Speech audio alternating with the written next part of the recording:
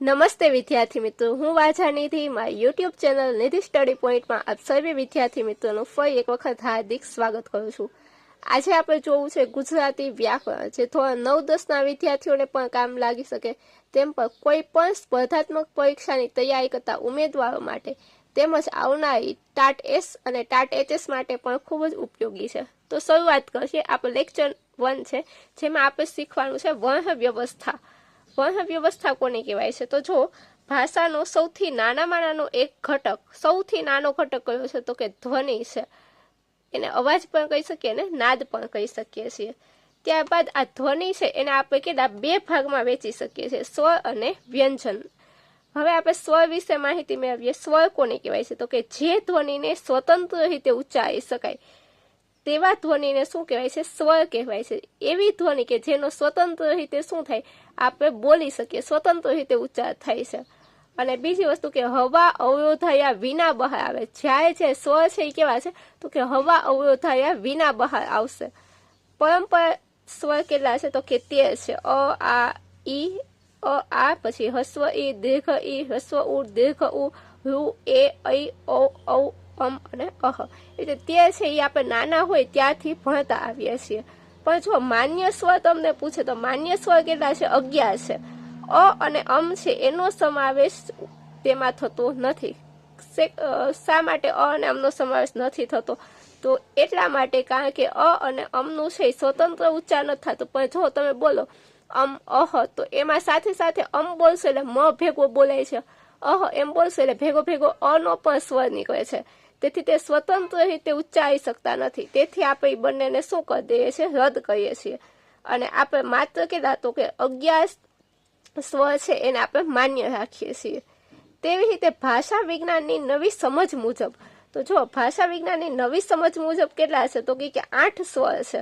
8 કયા કયા? તો કે અ છે, આ છે, ઈ છે, ઉ છે, એ, પછી ઐ, આ છે, એ અને ઓ, એ બંને કેવા છે? વિવૃત છે। અને ઓ છે ઈ અને આ એ છે એ બંને કેવા છે? સંવૃત છે। અહીંયા હું લખું છું એ અને ઓ બંને કેવા છે? સંવૃત છે। અને આ બંને કેવા છે? વિવૃત છે।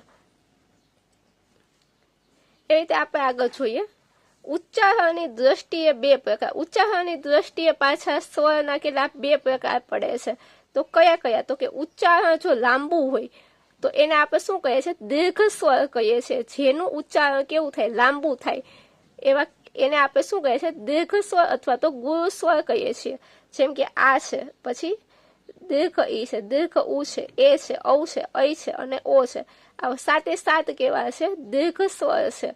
અને જેનું ઉચ્ચારણ ટૂંકું હોય એને આપણે શું કહીએ છીએ? હસ્વ સ્વર કહીએ છીએ। એના કેટલા છે? લઘુ અક્ષર, એને લઘુ અક્ષર પણ કહી શકીએ। અને આ 7 સિવાયના જે 4 છે, આ 11 માંથી 7 જાય એટલે 4 વધે। તો કે અ છે, નાનો ઈ એટલે કે હસ્વ ઈ, દીર્ઘ હસ્વ ઉ અને રૂ, આ 4 કેવા છે? નાના છે। એટલે કે આ બધાને આપણે લઘુ સ્વર કહીએ છીએ। આ લઘુ અને ગુરુવાળો જે કન્સેપ્ટ છે એ તમને છંદમાં પણ બહુ અગત્યનો થશે। તો આ તમે યાદ રાખજો કે દીર્ઘ સ્વર કોને કહેવાય? એટલે કે જે બધા દીર્ઘ હશે એને આપણે દીર્ઘ કહેશું, જે બધા હસ્વ હશે એને આપણે લઘુ સ્વર કહેશું। આગળ જોઈએ સજાતીય સ્વર અને વિજાતીય સ્વર। સજાતીય સ્વર એટલે શું? તો કે અ નો સજાતીય સ્વર કયો થાય? આ થાય। ઈ નો સજાતીય સ્વર શું થાય? દીર્ઘ ઈ થાય। હસ્વ ઉ નો સજાતીય સ્વર દીર્ઘ ઉ થાય। અને આ સિવાયના બધા જે હોય એને શું કહેવાય? વિજાતીય સ્વર કહેવાય। હવે જો અ અને આ એકબીજાના કેવા છે? સજાતીય છે।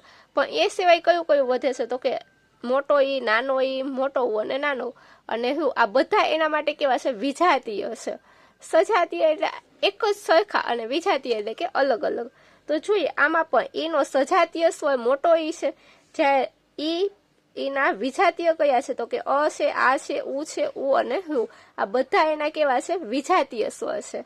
એટલે ઉ નો સજાતીય સ્વર શું થાય? દીર્ઘ ઉ।